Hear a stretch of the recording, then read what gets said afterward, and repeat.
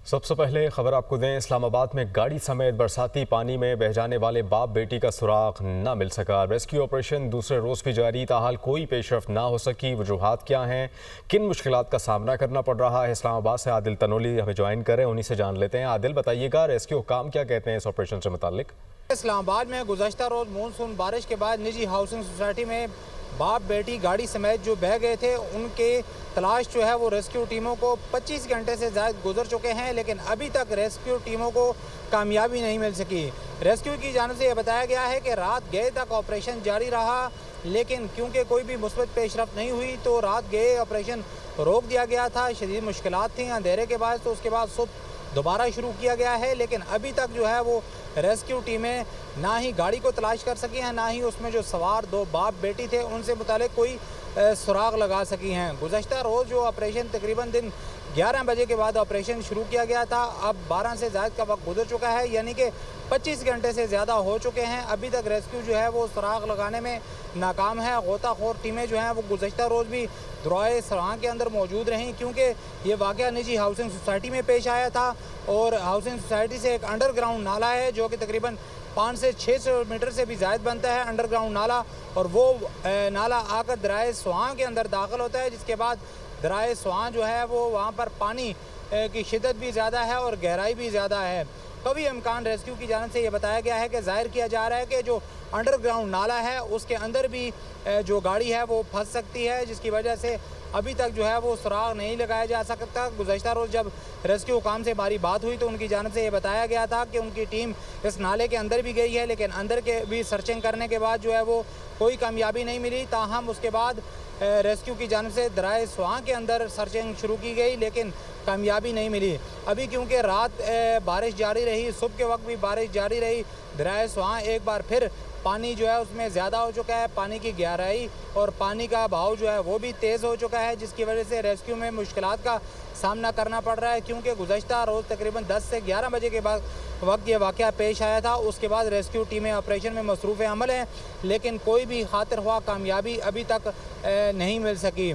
इसके अलावा रावलपिंडी इस्लामाबाद की मुश्तरका तौर पर भी रेस्क्यू टीमें जो हैं इसमें मौजूद हैं, लेकिन उनको भी नाकामी सामने आ रही है। जबकि गुज़श्ता रोज़ नेवी की गोताखोर टीमें जो हैं उनकी जानिब से भी इस ऑपरेशन में हिस्सा लिया गया और बताया गया कि हेलीकॉप्टर के ज़रिए भी सर्चिंग की गई, लेकिन किसी भी किस्म की कोई भी कामयाबी जो है वो रेस्क्यू को नहीं मिली। आज ये बताया गया है रेस्क्यू की जानिब से अगर क्योंकि बारिश हुई के जरिए भी कोशिश की गई, 25 घंटे हो गए, ताहाल कामयाबी हासिल ना हो सकी। आदिल, बहुत शुक्रिया अपडेट के लिए। तर्जुमान हुकूमत गिलगित बल्तिस्तान फैजुल्लाह फराग कहते हैं कि शारा बाबूसर में फंसे तमाम सयाहों को रेस्क्यू कर लिया। रेस्क्यू किए गए सयाह इस वक्त चलास शहर में हैं। सैलाबी रेले में लापता अफराद की तलाश भी जारी है। शारा कराकरम दोबारा 1-2 मकामात पर बंद हो गई। शारा रेशम को बशाम तक बहाल करने का काम जारी है। इसके अलावा वज़ीर आला गिलगित बल्तिस्तान हाजी गुलबर खान आज शारा बाबूसर के मुतासरा इलाके का दौरा करेंगे। जबकि स्वात में मूसलाधार बारिश के बाद नाटमेरा नदी में तोगयानी सैलाबी पानी नदी किनारे आबाद घरों में दाखिल हो गया। घर में सैलाबी पानी दाखिल होने से एक मरीज फंस गया।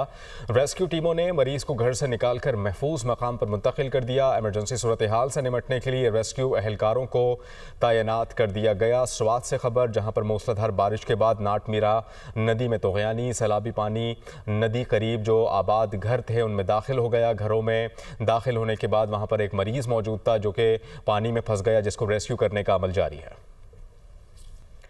पीडीएम में खैबर पख्तूनख्वा ने बारिश से नुकसानात की रिपोर्ट जारी कर दी। 2 रोज़ के दौरान बारिशों और फ्लैश फ्लड के बायस 13 अफराद जाँ बहक, 3 जख्मी हुए।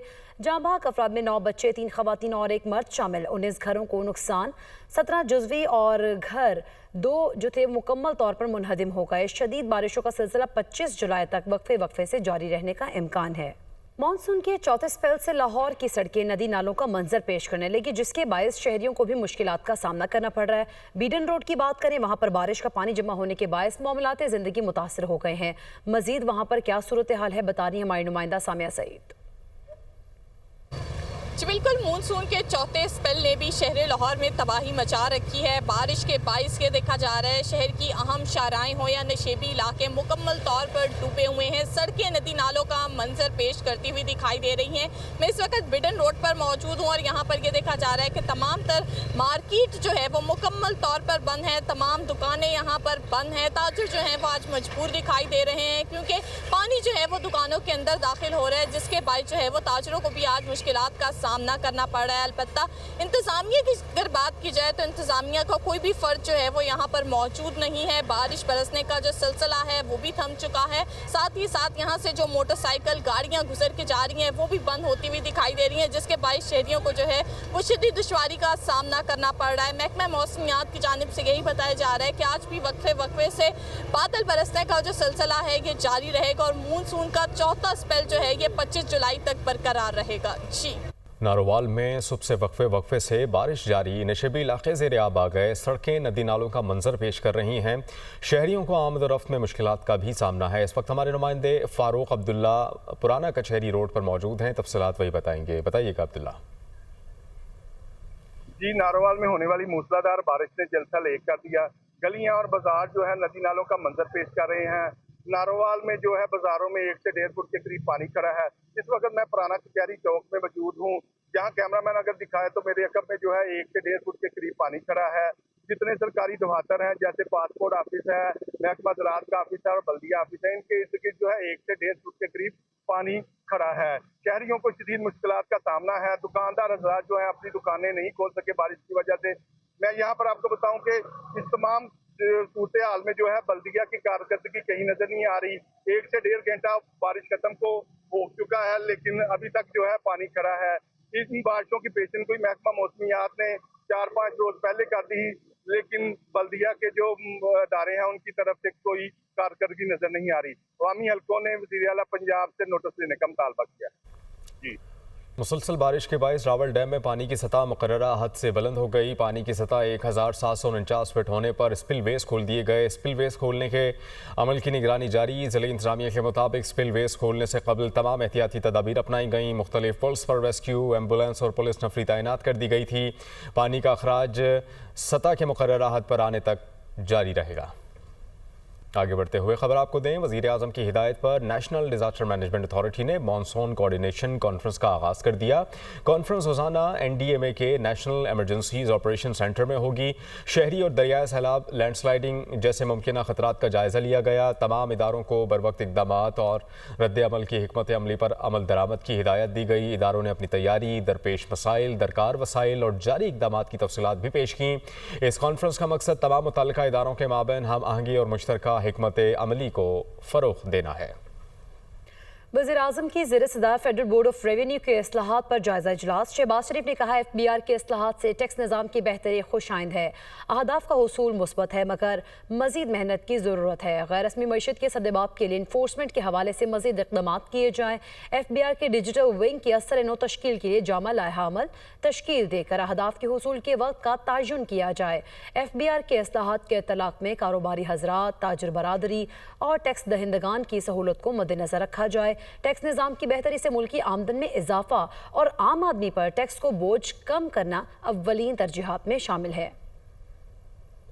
वज़ीर इत्तलात पंजाब अज़मा बुखारी ने 9 मई के वाक़यात की CCTV फुटेज जारी कर दी। उन्होंने कहा कि 9 मई की नाकाम बगावत के मुक़द्दमात के फ़ैसले 2 साल बाद आना शुरू हुए हैं। 9 मई की नाकाम बगावत जिन्होंने की और कराई उसकी तमाम फुटेजेस मंजर आम पर आ चुकी हैं। 9 मई करने और कराने वाले पाकिस्तान के असल दुश्मन हैं। शहदा के मुजस्समे जलाने वाले किसी भी रहम के मुस्तहिक नहीं। फ़ौजी तनसीबात पर हमले मुकम्मल मनसूबाबंदी के साथ किए गए। 9 मई का मास्टरमाइंड और इसका कोच एहतसाब से बच नहीं सकेगा। आगे बढ़ते हुए खबर आपको दें, बानी PTI शाह महमूद कुरैशी और दीगर के खिलाफ एहतजाज के मुकदमात। इंसदाद दहशतगर्दी अदालत इस्लामाबाद के जज ताहिर अब्बास सुपरा ने केसेस पर समाअत की। अदालत ने पेश होने वाले मुलजिमान में चालान की नक़ुल तकसीम कर दी। गैर हाजिर मुलजिमान के वारंट गिरफ्तारी जारी किए। केस की अगली समाअत में मुलजिमान पर फर्द जुर्म आयद की जाएगी। अदालत ने 2 केसेस की समाअत 30 जुलाई तक मुलतवी कर दी। बानी PTI और शाह महमूद कुरैशी भी मुकदमे में नामजद हैं। बानी PTI और दीगर के खिलाफ थाना खन्ना में 2 मुकदमात दर्ज हैं।